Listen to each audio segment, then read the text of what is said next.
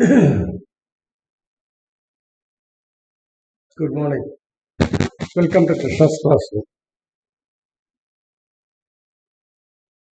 Let us continue with our exploration of the full space of L. Now we have stated the main result and proved a part of it, some part of it, which we shall just recall what we have done. So let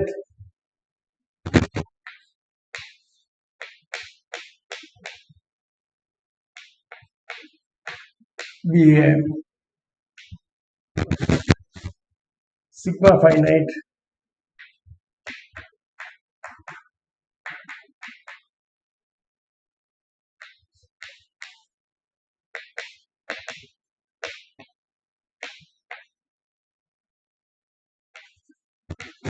by which I mean the mu is a sigma finite positive measure on X M. M is the sigma algebra.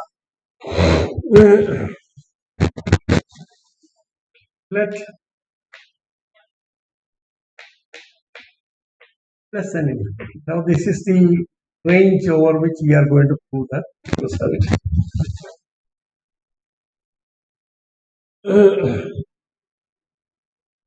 And we choose Q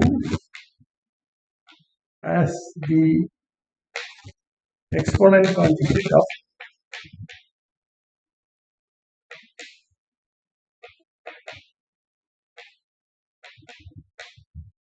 P. That is Q such that 1 by P plus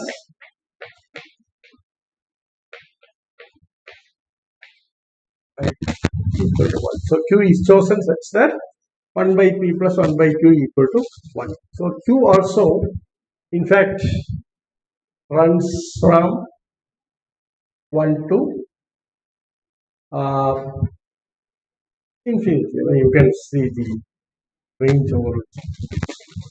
Okay? Right. So we have the spaces LP mu and LQ.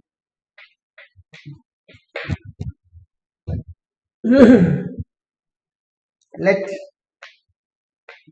phi be a bounded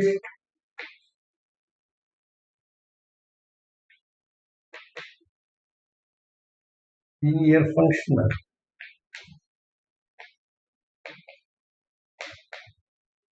on LP. That is, in our notation, y belongs to LP mu prime, the space that contains all bounded linear functionals on LP.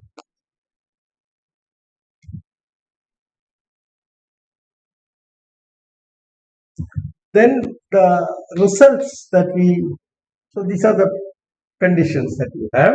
We put a bar here. Then the results are, the first result is there exists a G belonging to LQ mu unique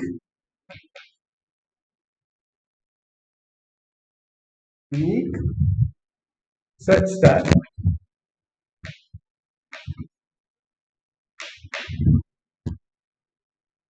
phi of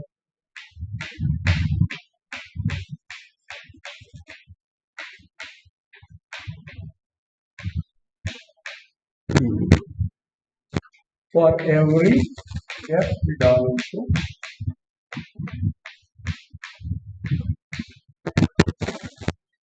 now this is the important part. G belongs to L. So essentially we are making an attempt to identify the dual as the concrete form of the dual space as LQ mu. Okay. Further, so this further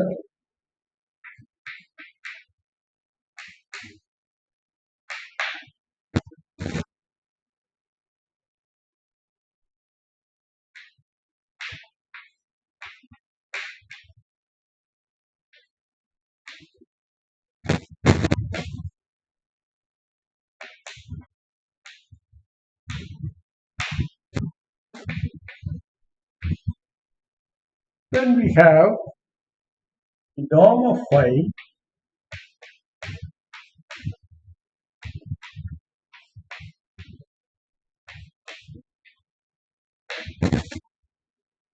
or in other words you are having a complete identification of LP with LP dual with LQ. So you have a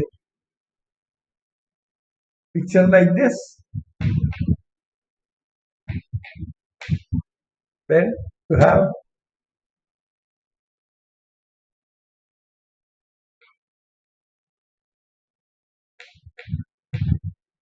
you have this one. This is LP mu.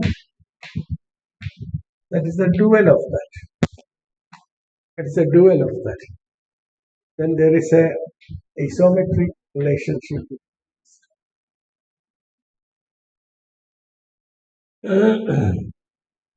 What you have is this, that phi is an element here, then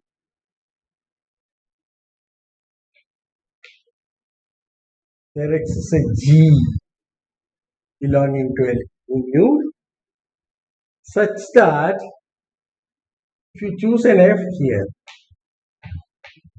this F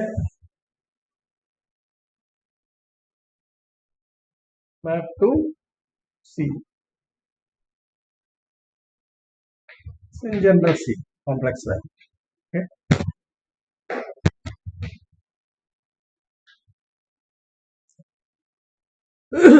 Whereas, so this is phi F. Phi F is the same as this one.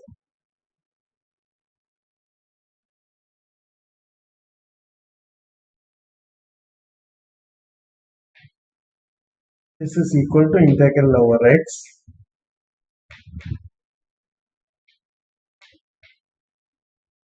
Fg. So this is the connection. So given phi, there exists a G in LQ mu such that phi of f is equal to integral over x Fg d. Or in other words, what you are saying is that phi is represented by G in LQ mu, and not only that, the norm of phi is the same as the norm of G. It's a wonderful result. Right? So let us now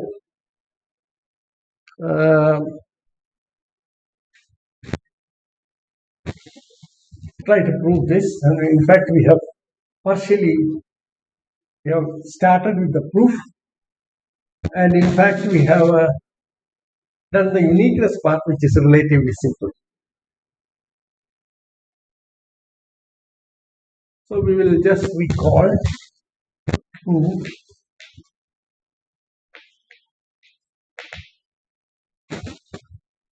if there exists a G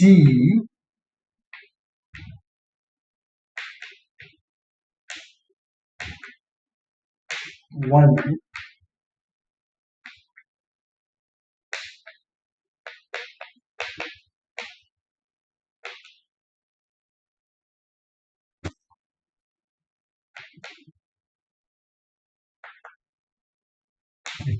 now this we have proved.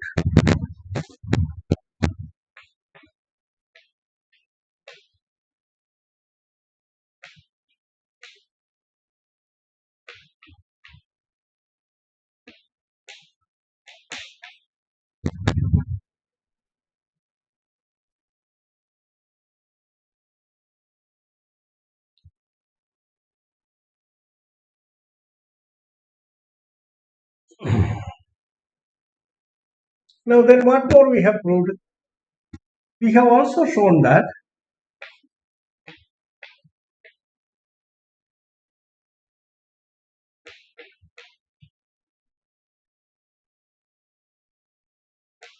if x is such that the measure of x is finite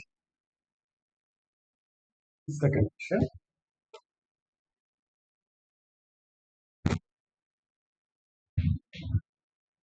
Then what we obtain is there exists a G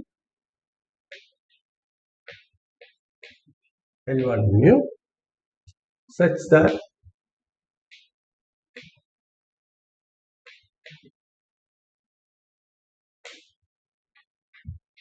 phi of f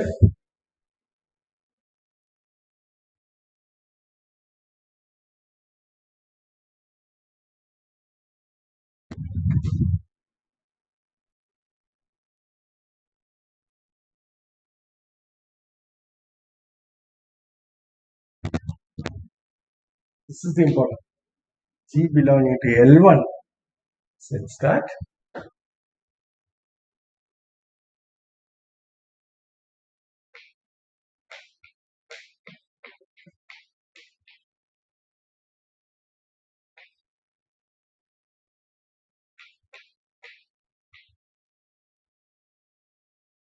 Fg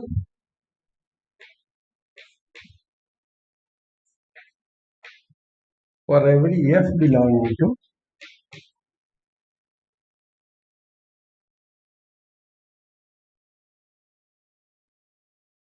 L infinity.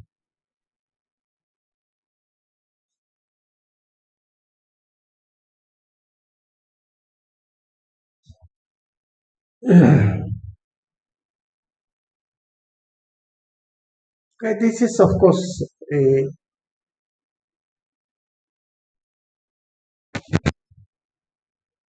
it is just this question has been geared to solve this problem, and we in fact prove that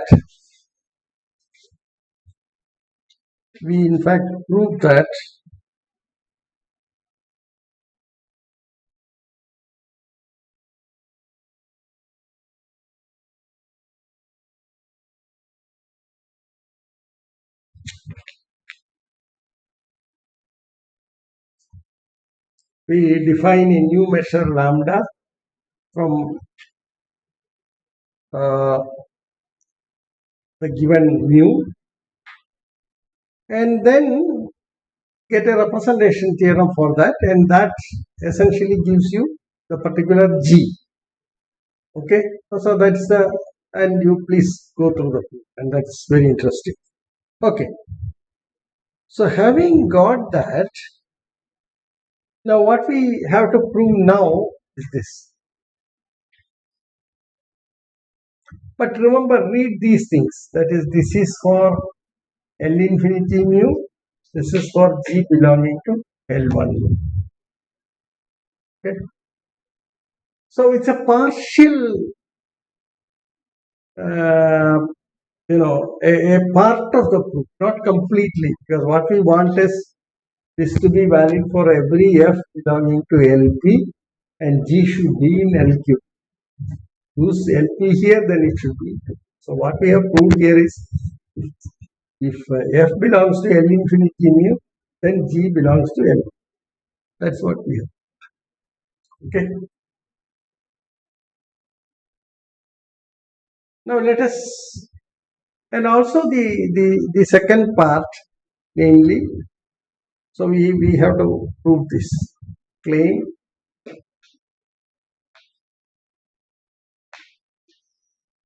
We want to prove this. If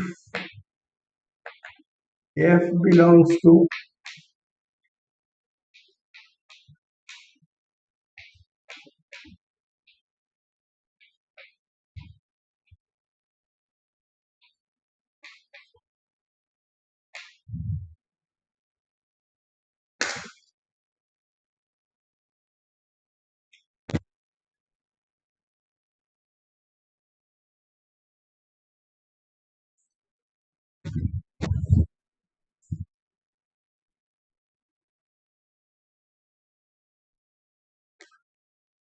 G belongs to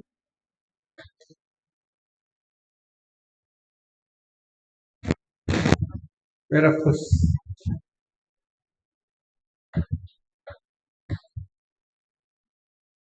one, and norm of phi,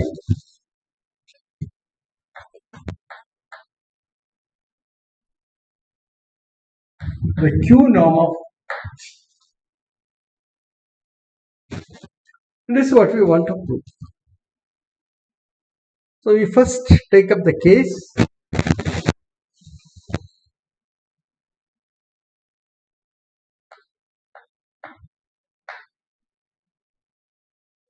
This is a case where we, the rest of the things we do at one stroke, namely 1 less than P less than. So we take up this case P equal to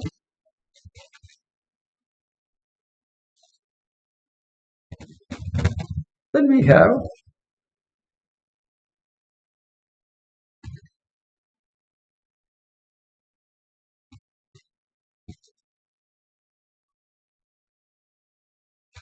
so we want to estimate this. Okay, so we want to show that this belongs to, this is a limit. Okay, so this is equal to, by definition, this is actually integral over x chi is equal to 1 on e and equal to 0 otherwise. It's just a definition. And this, of course, by what we have proved, we have shown the existence of this. This is equal to phi of chi. This is phi of chi. And this is, of course, so this is less than or equal to norm phi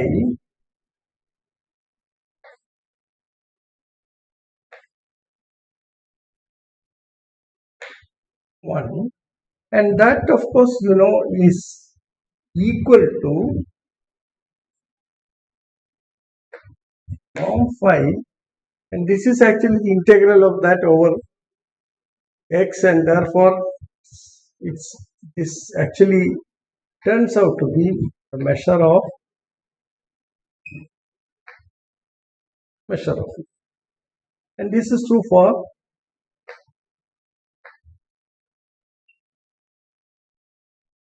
belonging to M.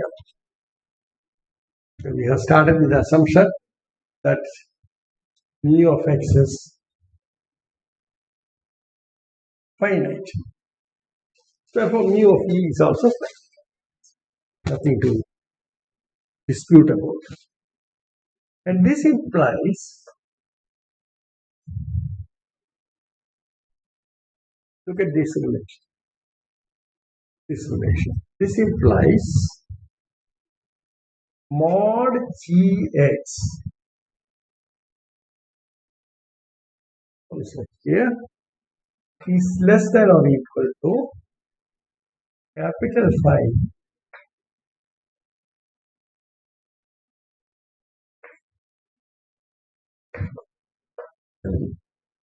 so we are taking these two statements, namely that I'll just put it here. We have what we have proved is integral over V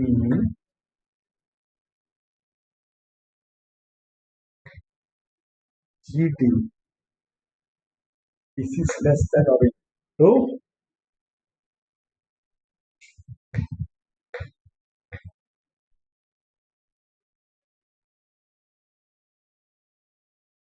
mu. Okay. Therefore, now you see that if you take this, you take G belonging to what we have done, we have got G belonging to L1, and you see that this is well defined then. Now you take the supremum of G over E, and that is what you call, or you take any Gx. Now Gx is less than or equal to norm phi almost everywhere. This is not true. Then of course this inequality, okay, because if you take Gx and replace G by Gx and pull it out, get cancels and you get Gx is less than or equal to this. And that is true for almost every.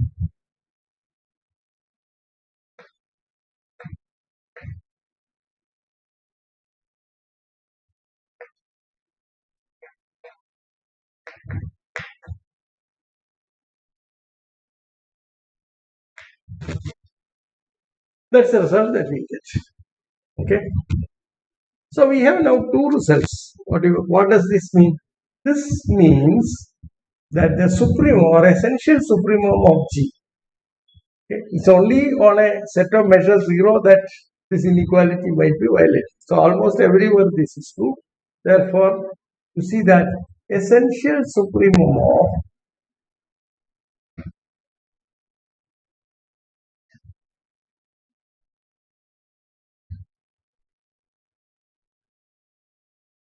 which is equal to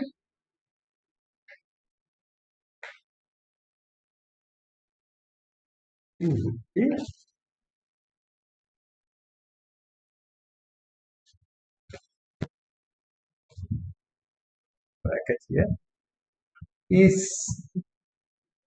less than or equal to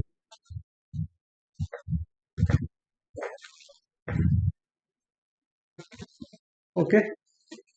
So we end up with this inequality.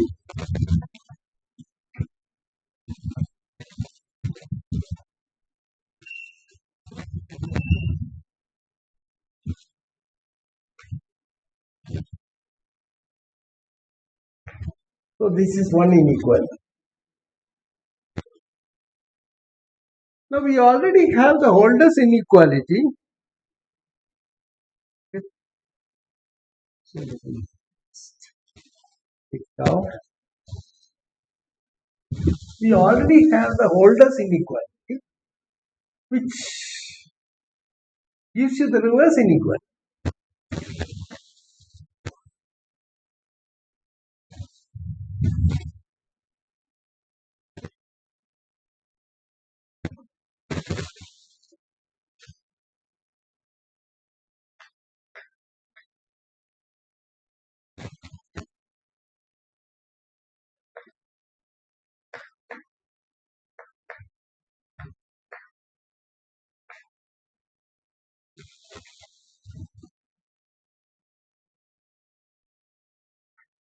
Mu, and this is less than or equal to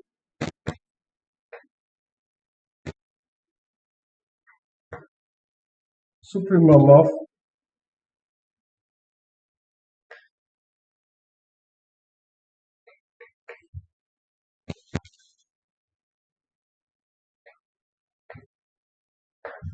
norm of 1.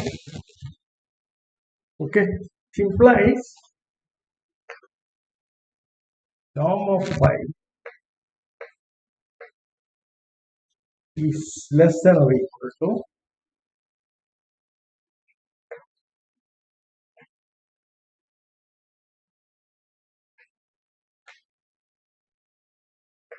x belonging to x, which is equal to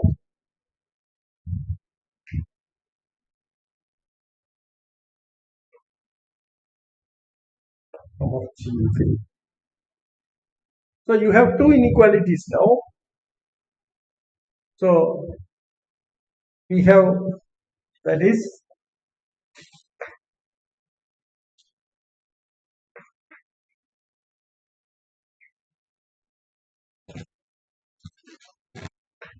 so you take these two inequalities. So these two inequalities. So we'll call this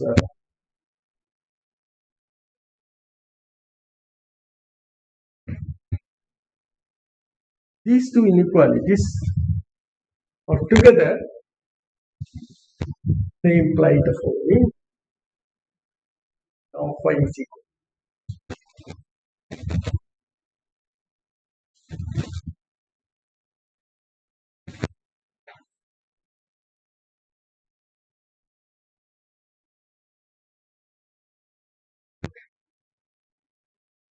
3 and 4.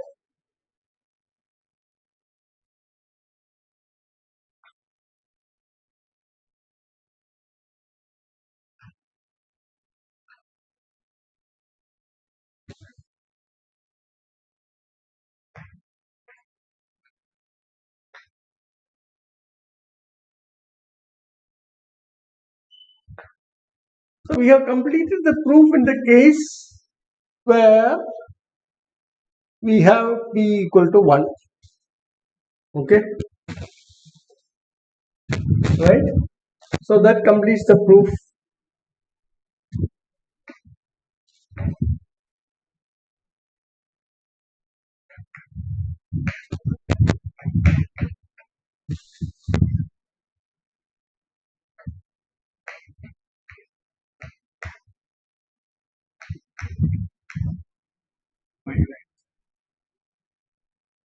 Under these two conditions, or mu x.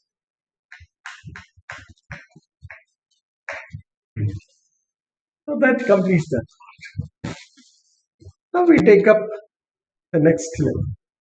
Next level is the whole lot we deal with in one stroke. Okay.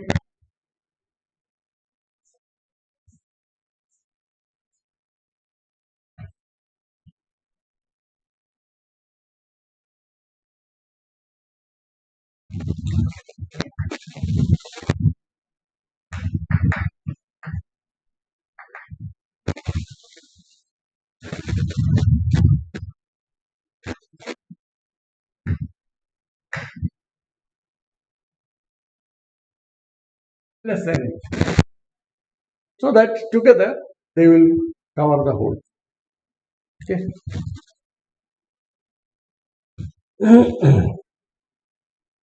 Now we have already seen this, that for G is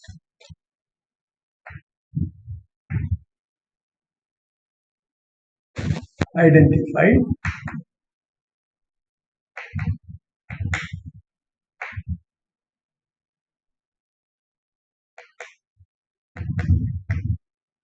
limited limited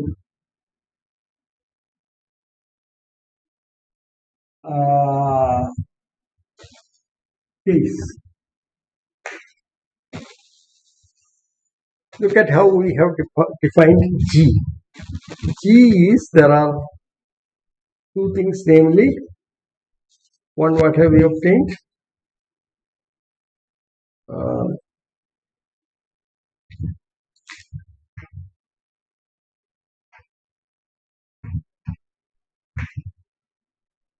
L1 mu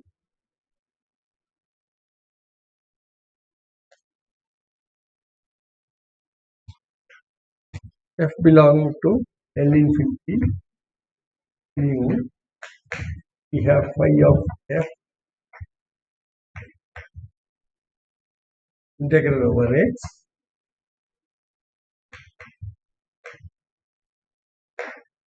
Now this is what I mean, limited, namely that these conditions are. Okay, so we'll use that.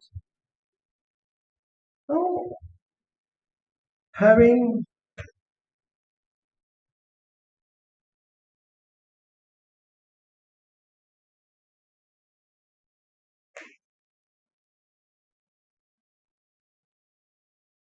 G,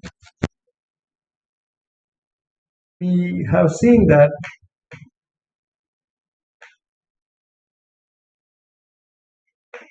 there exists an alpha with mod alpha equal to pi,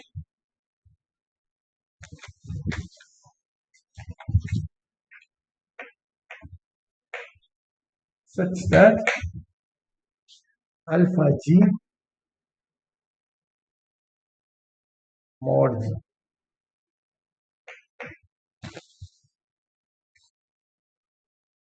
Okay. So this is one of the results that we have earlier proved, or one of the lemmas that we have. Now, having got that, define En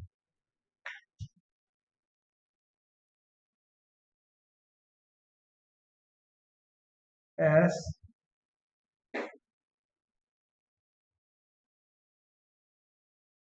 En equal to set of all x with mod gx, just that,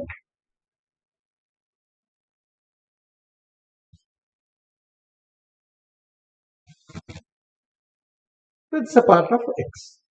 So you have got this sequence. Now what happens is that this is a sort of telescopic sequence. You have En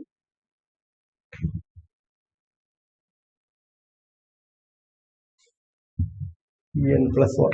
This property is valid. Now define,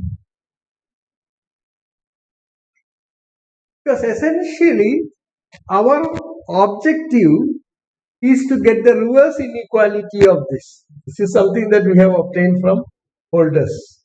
So we want to get the reverse inequality of this, so that together with the holders you get equality. So define, so we choose a particular f for which this holds. Okay. Define, that means the function is non-zero only on En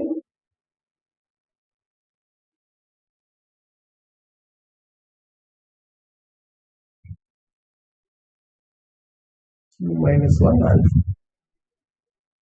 So this is a definition of, for this f we work out things and then get the required inequality. So this is the strategy.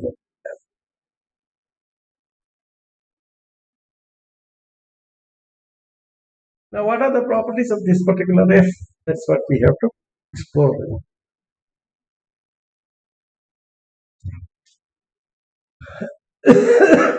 Then you see that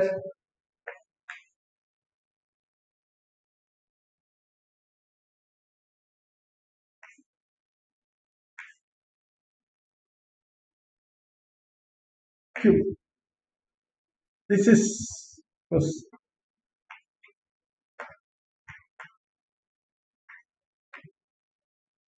to 1. How do we prove this? Because we work out this mod g. Okay, what is this one? Mod f to the power p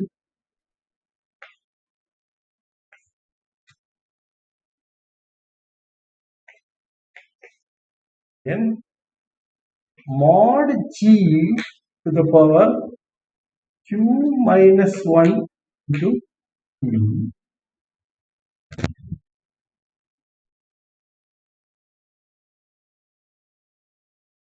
And of course mod alpha. Alpha to the power p. But mod alpha is equal to, which implies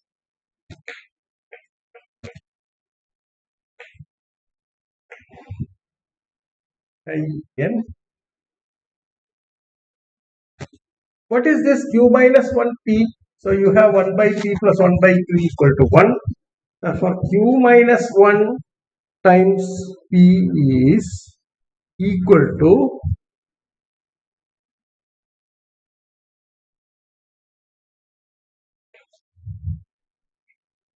mod g to the power what?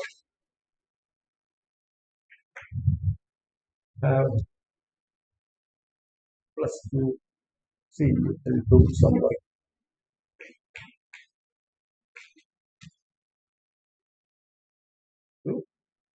Therefore 2 minus 1 .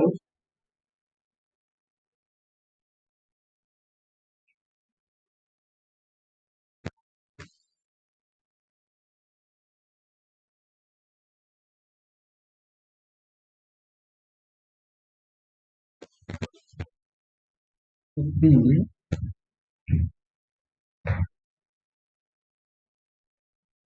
therefore I can write this as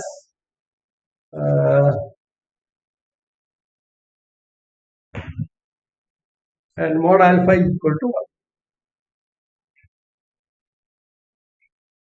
Therefore we get this result. Okay, right? Therefore we have proved this. So this is something.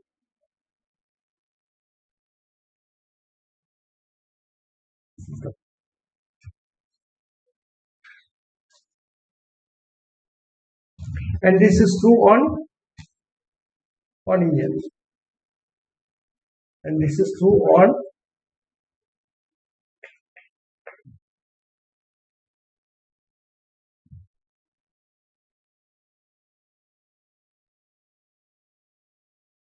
and F belongs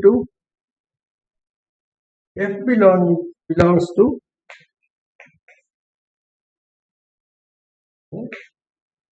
therefore phi of F equal to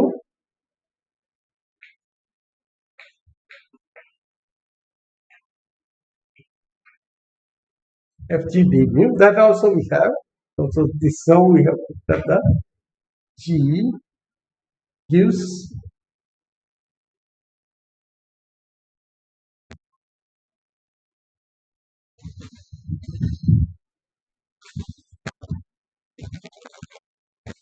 as I said, we are towards going to get the reverse inequality of the one that we obtained from holders.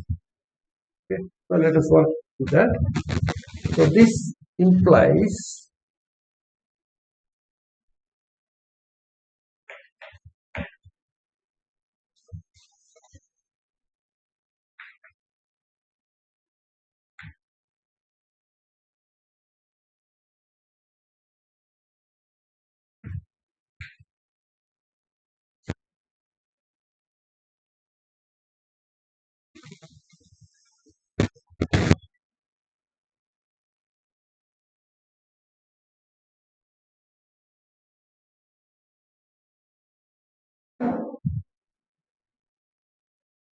equal to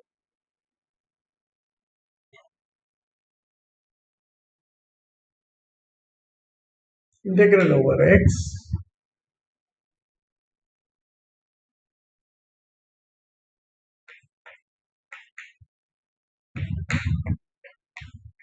phi of x.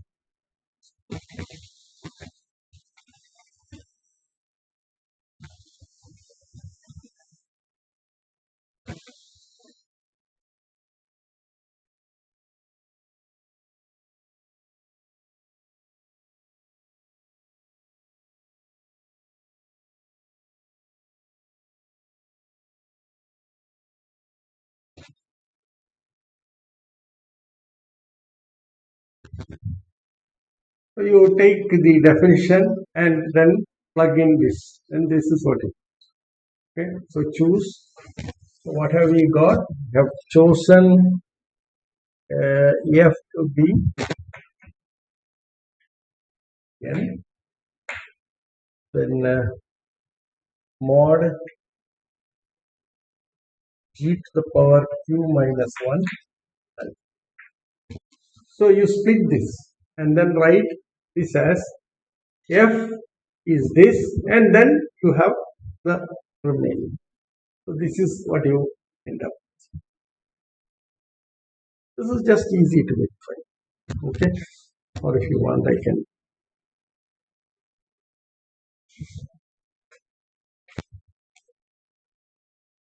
You take this FG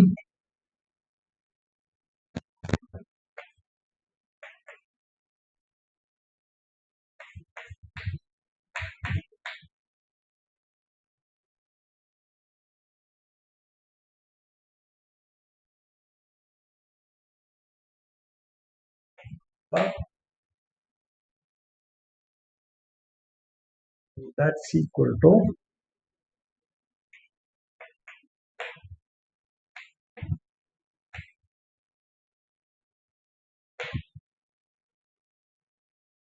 so mod ft equal to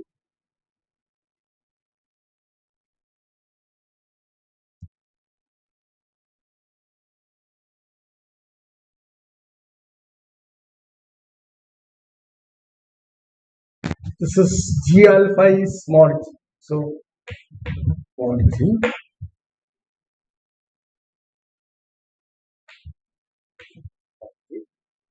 So we get this. So this is equal to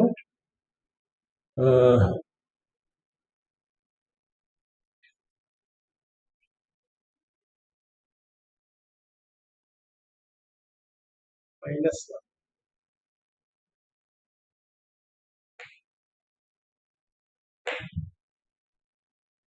This is equal to this.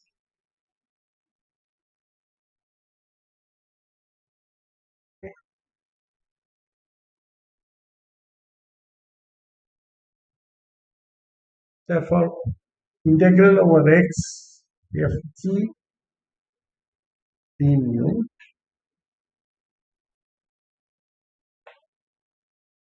This is for f that we have already proved, and this is less than or equal to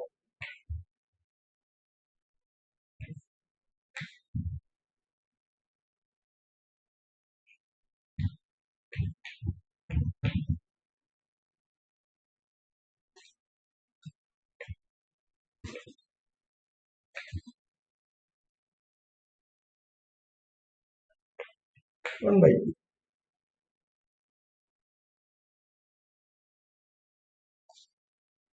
Okay, and what is this? This is essentially the following.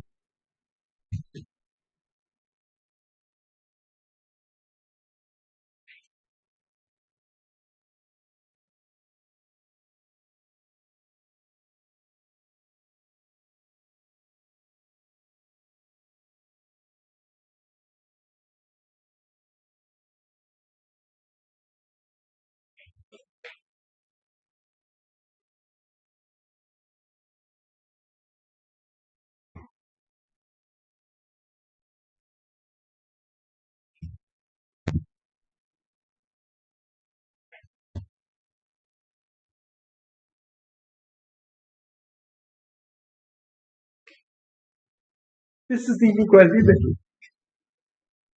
So what do you get out of this? So the power 1 by q.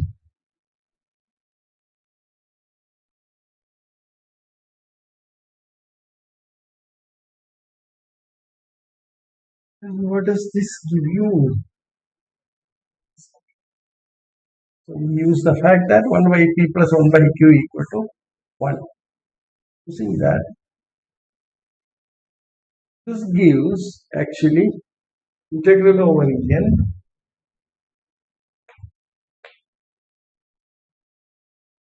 mod g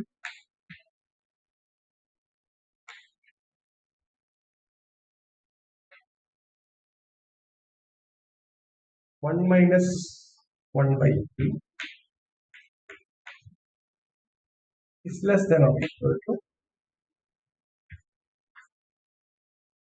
but 1 minus 1 by p is 1 by q.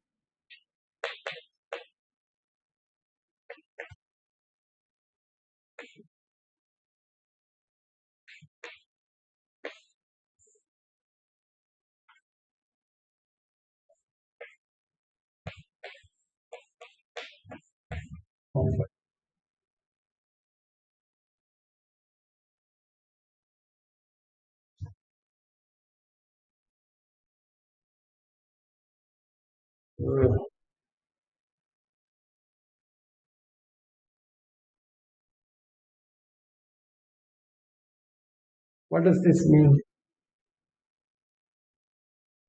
Now we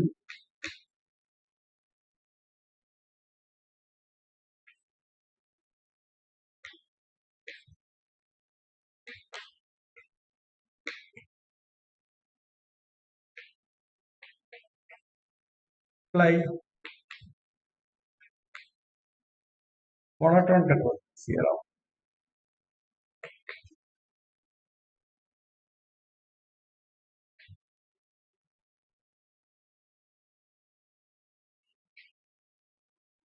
Now you see this is true for each En. Therefore, this implies to conclude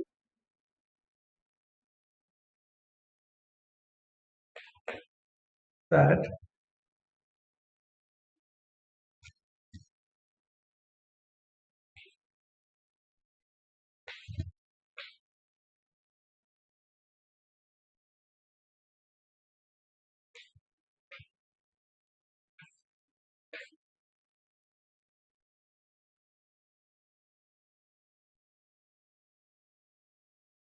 so you use the fact that X is equal to union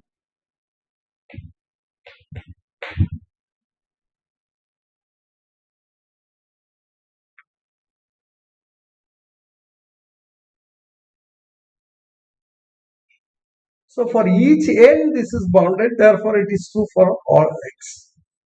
Okay.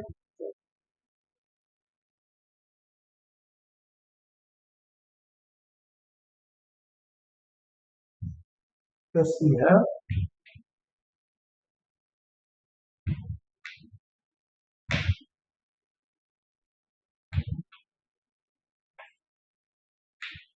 Q norm of G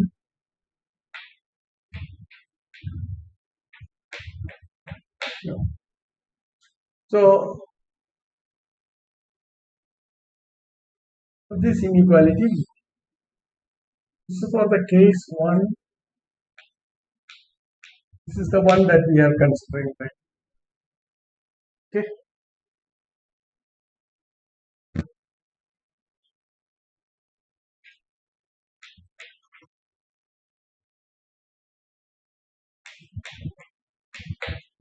Very good. Because it's bounded. This is the Q norm of G that is bounded. And what more? Further,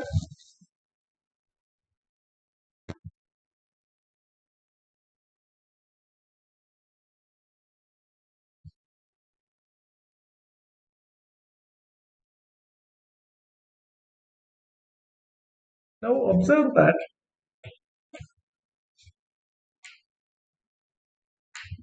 both sides of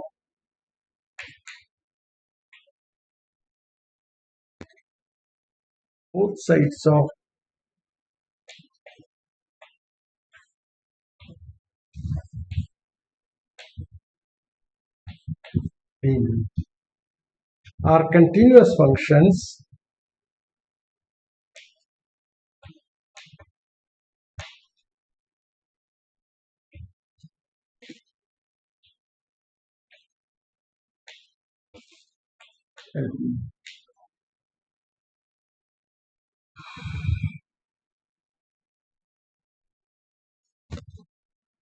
bracket they coincide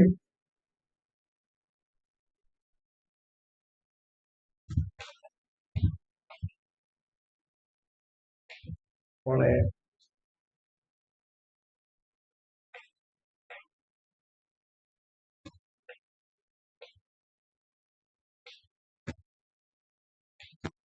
using some results.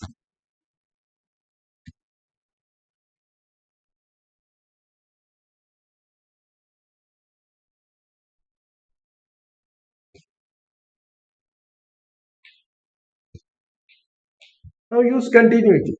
So you see that you have this is LP and L infinity mu is something dense in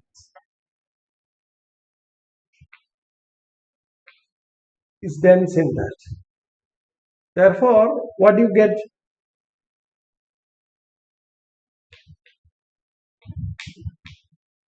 So the density, Peetham says that there is a given an element of LP mu, there exists a sequence in L infinity mu, which converges to that in the LP. Okay, therefore we use that. So this is a dense subset of LP mu, and now this is a general result that you have.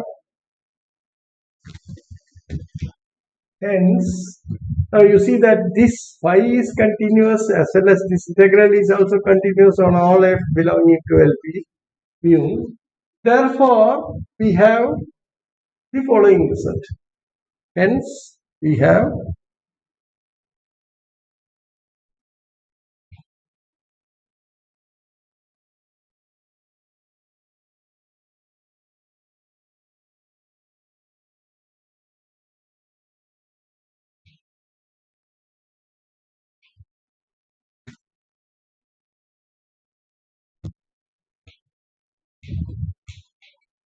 FGW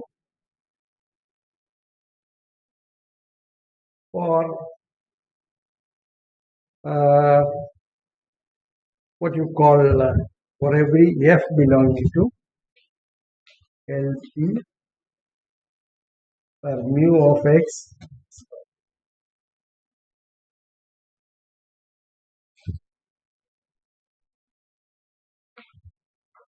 this is what we have. So consequently now you can apply your you know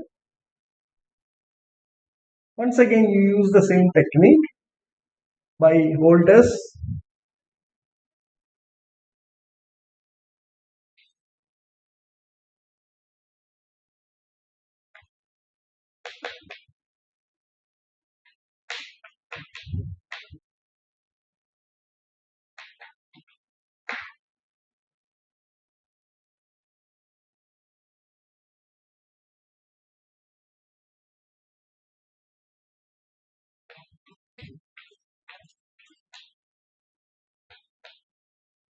So you have two inequalities now. One is this one and one is this one. All this 3 prime and 4 prime.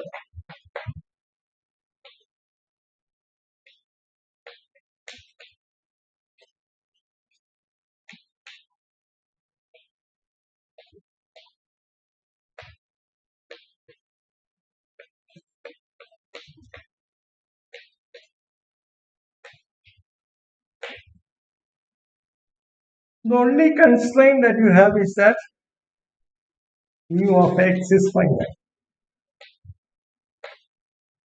This is the only constraint. So we have proved the result for 1 less than or equal to. Now what have we proved? We have now proved this result or this representation as well as this one for the entire situation 1 less than or equal p less than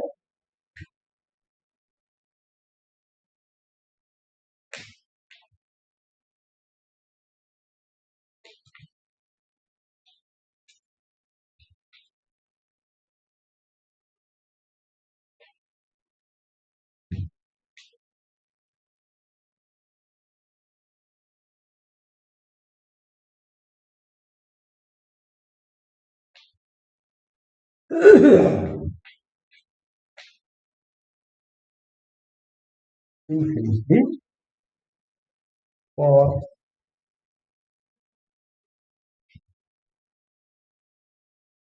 I. So this is the result that okay. Now we have to get rid of this restriction. So the next stage is to prove that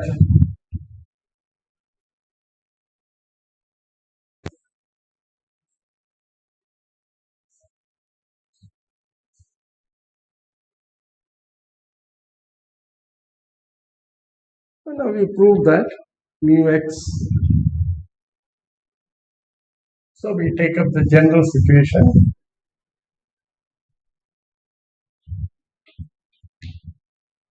Suppose mu x is equal to infinity. We make use of this result and okay. So that's just that. Okay, it does work out. That's rather difficult.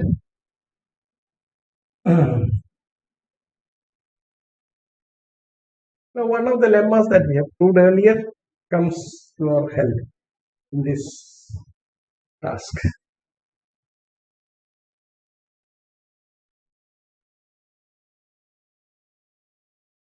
But we are assuming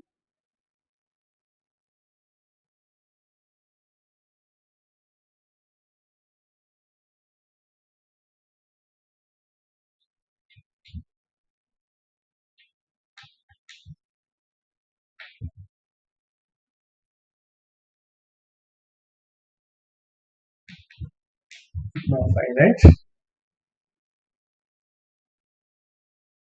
And one of the earlier lemmas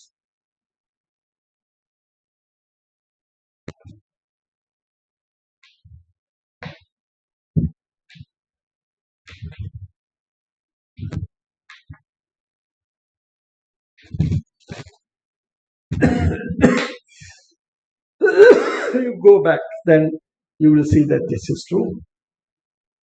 One of the earlier lemmas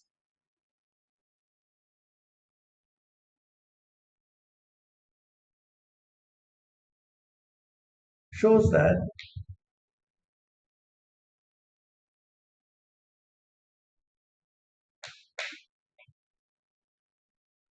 there exists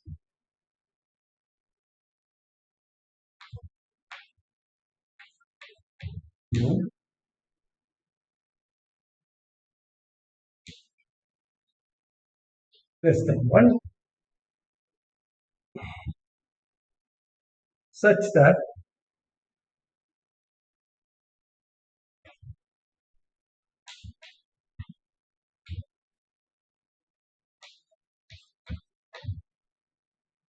so W is positive and this is true. I mean, this is the a new measure that is defined. Okay, this is one of the lemmas that we have. Now we are going to use that, right?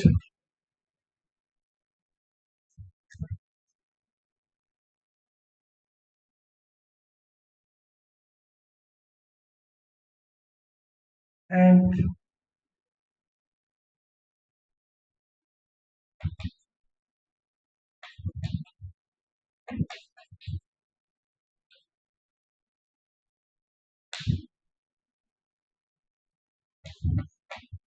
that is nu tilde by that's that one. So we go from the possible infinite measure of x, new measure of x, to by constructing a new finite measure. And for finite measures, we can apply this theorem. Okay, right. So we have now a new space x. Same sigma algebra.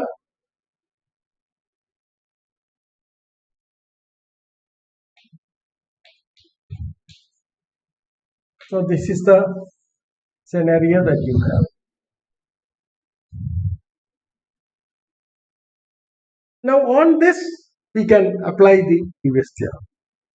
Okay. Now, so you have two spaces. Consider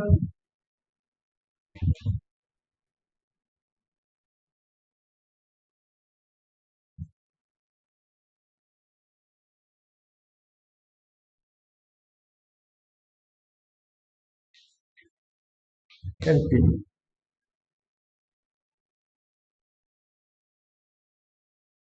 Now you take an F belonging to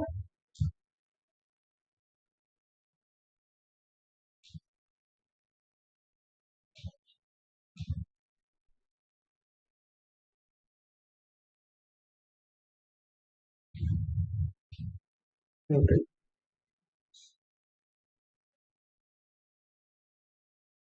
Then we have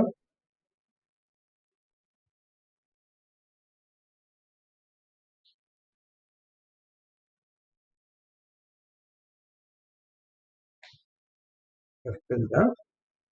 So you define this.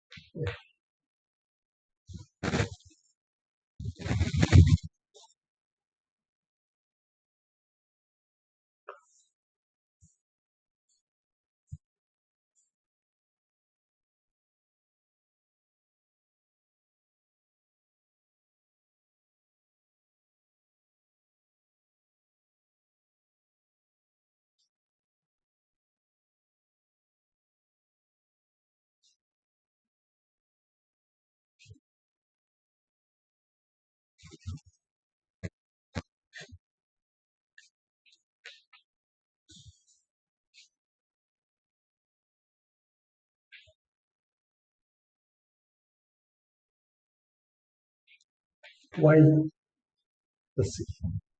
Okay, so you see that this is what you get. F belonging to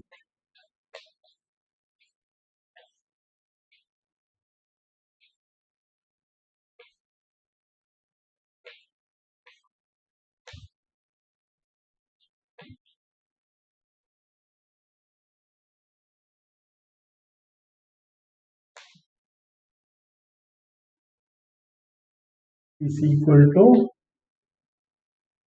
integral over x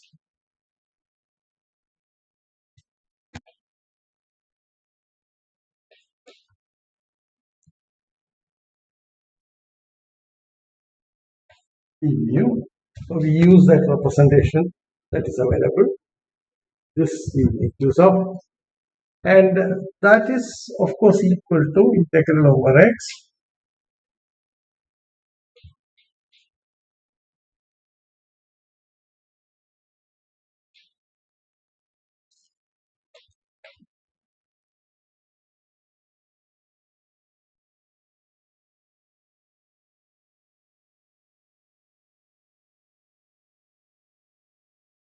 Look at the definition of F tilde. So this is what you, therefore what you get, you have two spaces now. One, of course,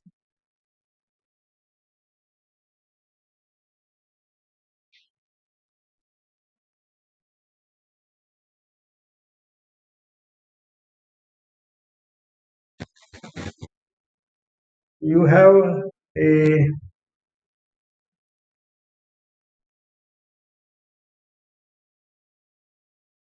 F tilde here, and you have an F here.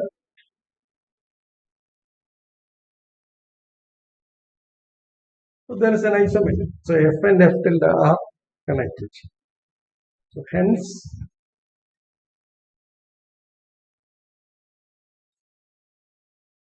it preserves the norm. Okay.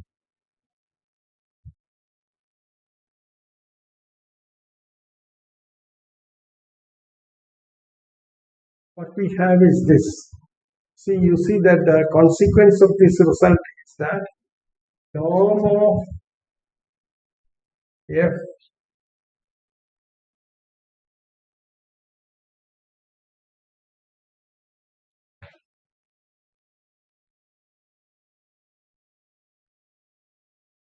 let me write it perspective here.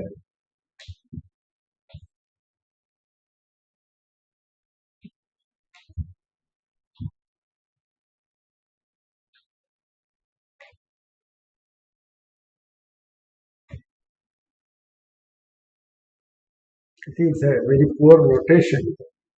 Okay. I think it would be nice if I change the rotation. I would rather write it this way.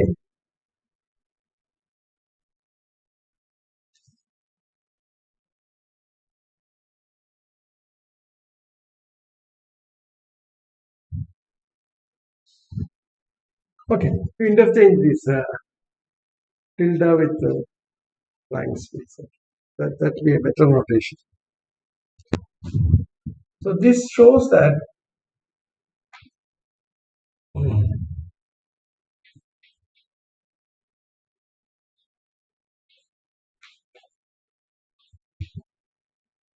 okay. Hence the map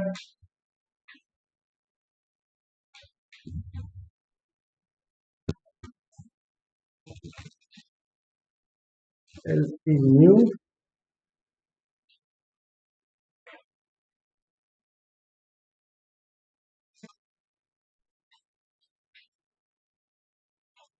LP mu tilde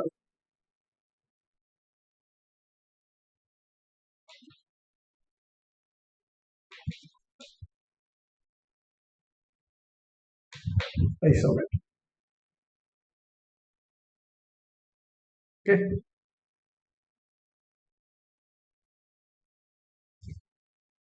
It's a linear isometry.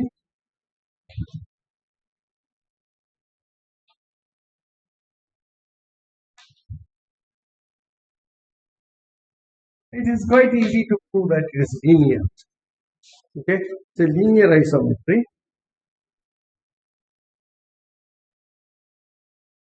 And we have, of course, positive and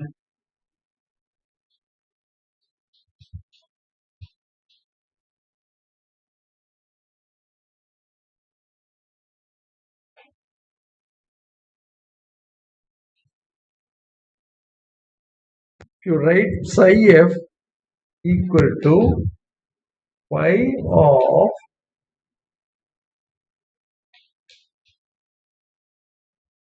define this, right?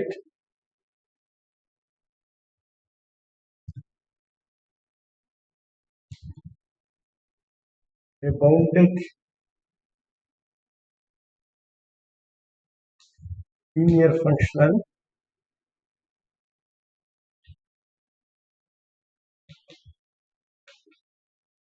on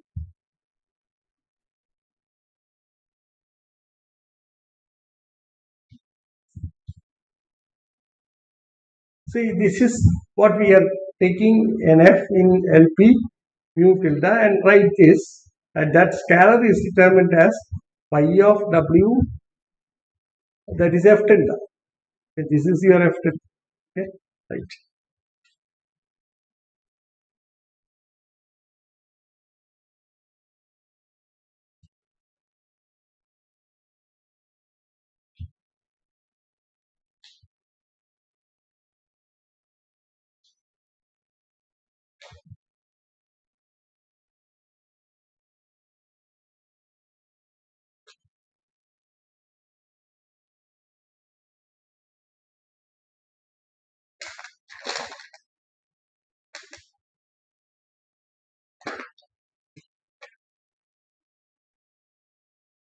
Therefore, let us now compute the following. It's a linear isometry. That's what we have. Therefore, whatever is happening here, let's see the point that you have to look at is that the measure of x is finite, whereas mu measure of x is possibly is infinite.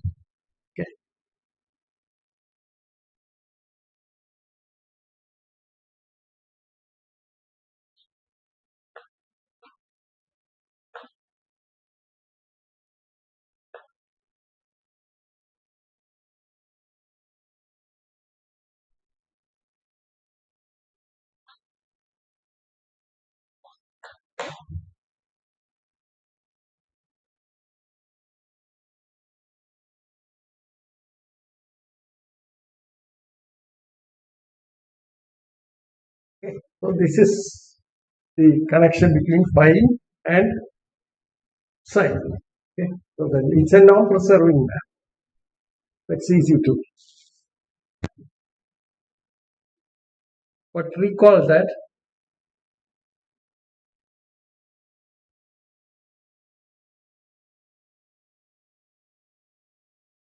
by what we have done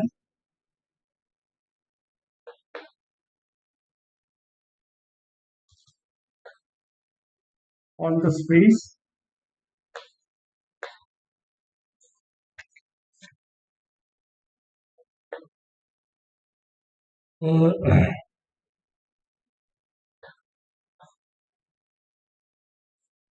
tilde, where you have mu tilde of finite, and this is what we have done already. There exists a G belonging to, we are just quoting whatever we have proved already, such that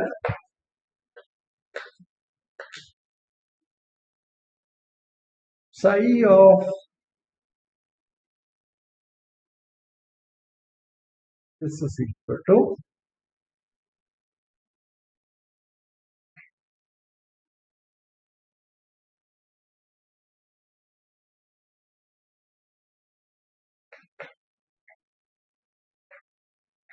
This is mere application of what we have done earlier. Okay. So this is true. Now put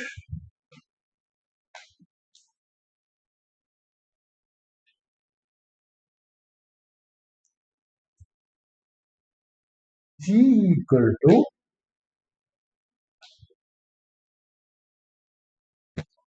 G.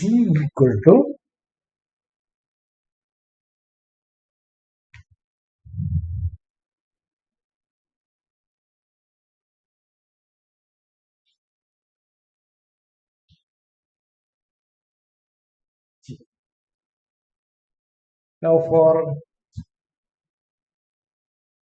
so this is for 1 less than infinity, and for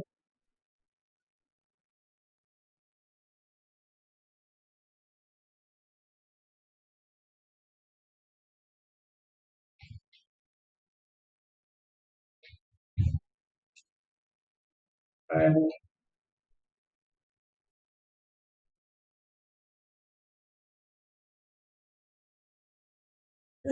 for p equal to 1,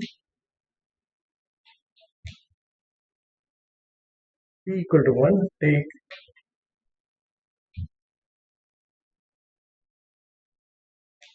G equal to G. Then we have both the cases. Integral over x mod G. This is what. Use this representation. Then this is equal to integral over x mod G, capital G, to the power q nu theta, and that's equal to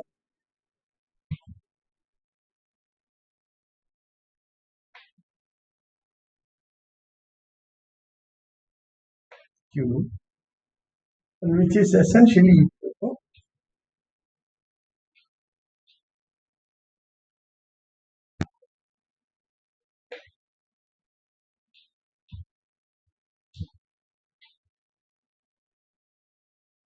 for p equal to 1, what we have is this is equal to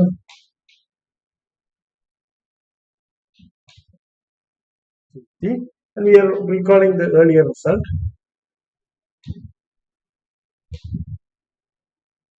which is equal to. So in either case, we have the following.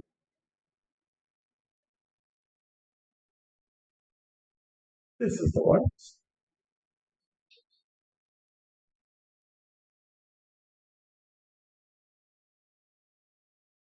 Less than infinity. We have this result valid. We have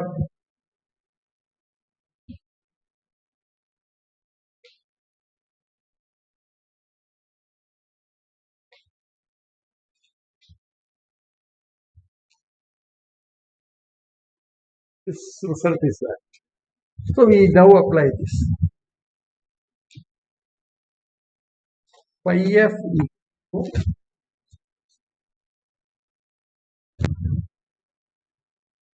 psi of, by definition,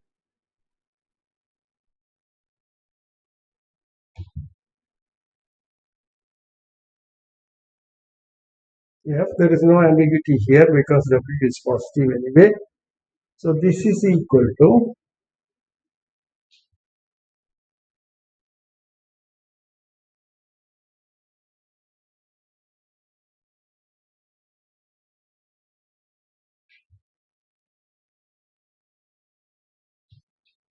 nu theta, and that of course is, you take this along with this, so you get f integral over x f g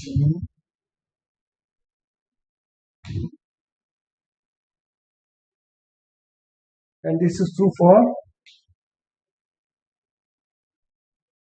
So essentially what you are doing is you are going into, you are taking the, introducing a new measure. Introducing the new measure, the purpose of this is that the new measure mu tilde of x is finite. Therefore, our previous result can be applied. And then you show that there is a linear isometry between the two spaces LP mu and LP mu tilde, or LQ mu and LQ mu. So that is there. So use that linear isometry and then you compare this. Therefore, you see that this is true. And phi f is essentially equal to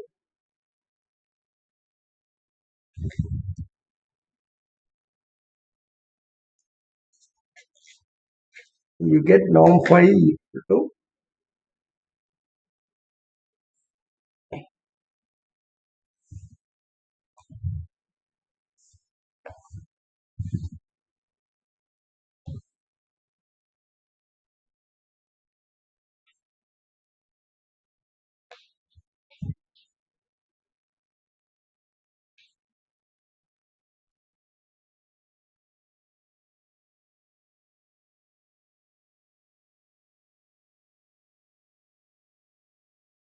so that completes the proof of the theorem. Okay. So look at the path we have traced. Proved the existence of G. Then he relied on one of the earlier theorems, or Radon-Nikodym theorem, to get that. And then we made the assumption that X has finite measure, and there we proved these results. And then finally we translated everything to the scenario where phi is, where mu of x need not be finite, and we get the bigger result. So this is what we do. Now we make some remarks. These are pertinent aspects. What you have is this. So you take the special case.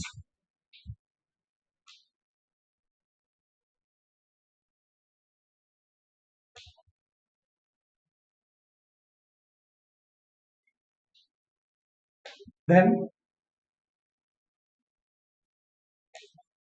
so the dual space and the whole space are identical. What more you have? We have phi of f, in that case, turns out to be FGT. So given phi, there is a G L2 such that this property is valid. What we do is we do the following. So set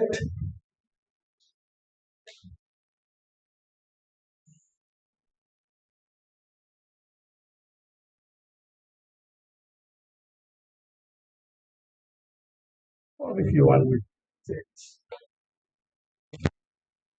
G bar equal to H. Then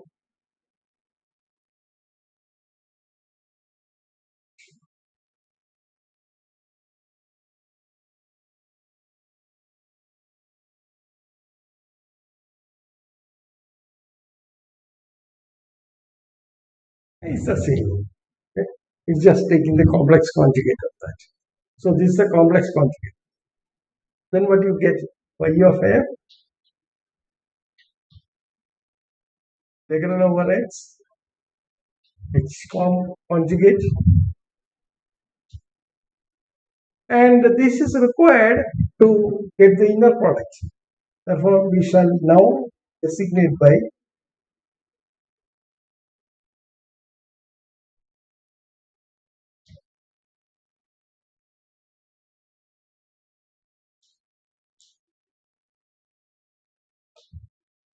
so you are identifying f with h bar or phi with h bar.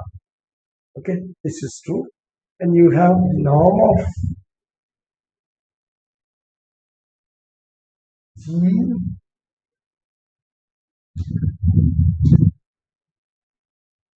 there is no difference. They are the same.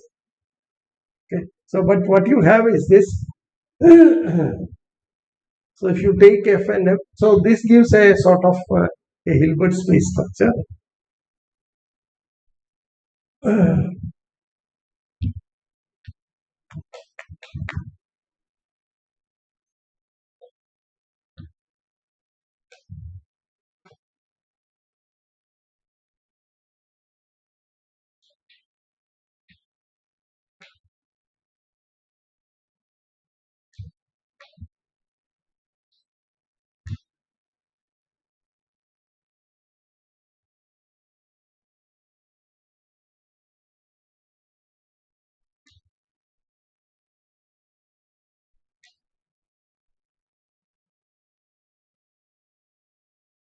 Very good.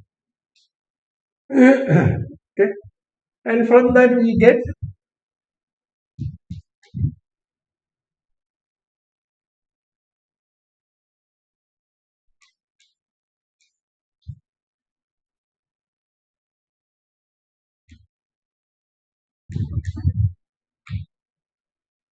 and we also obtain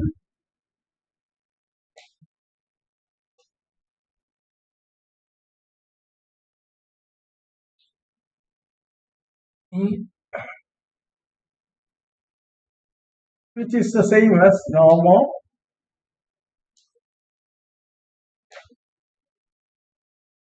so this result is right. So that gives by a slight change in G, you take H as the conjugate of G, then you can define a inner product on that, and this becomes a Hilbert space.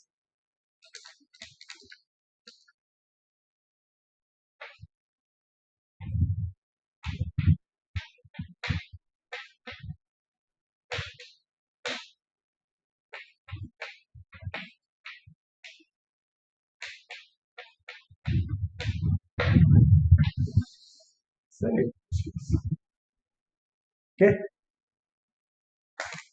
So that's a special case that is of interest to us and P. Okay, so that completes the proof of the entire theorem in all possible cases. 1 less than or equal to p less than infinity, and when p equal to infinity, now you see that the theorem is not valid. So we have already demonstrated with an example that this is not something that you can show. Okay. So thank you very much. It's a very deep, important result in this problem. Thank you very much.